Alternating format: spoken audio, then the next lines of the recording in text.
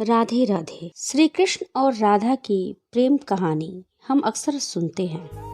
राधा कृष्ण की कहानी सिर्फ प्रेम ही नहीं बल्कि त्याग की सीख भी देती है। क्या आपको पता है, राधा के अंतिम समय में श्री कृष्ण ने उन्हें अपनी बांसुरी की मधुर धुन सुनाई।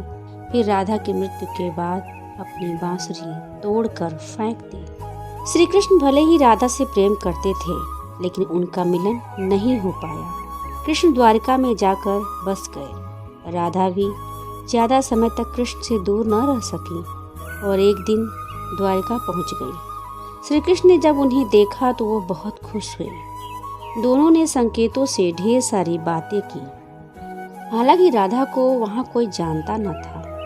राधा के कहने पे श्री कृष्ण ने उनको महल में काम पर रख लिया।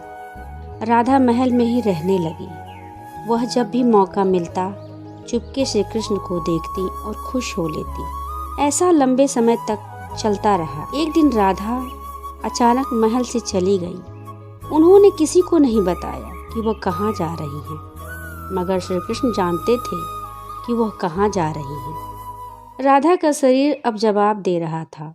उनका अंतिम समय निकट आ रहा था, इसलिए वह श्री कृष्ण से दूर रहने लगी। एक दिन उन्हें श्री कृष्ण की बहुत याद आई।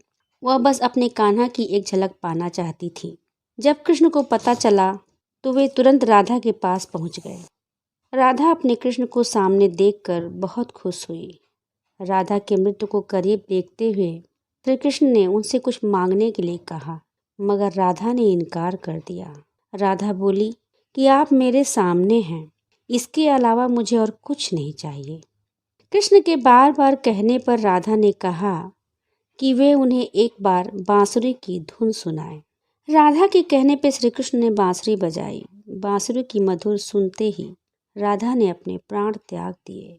राधा की मृत्यु पर श्री कृष्ण को गहरा आघात लगा। उन्होंने दुख में अपनी प्रिय बांसुरी को भी तोड़कर फेंक दी। श्री राधे, श्री राधे।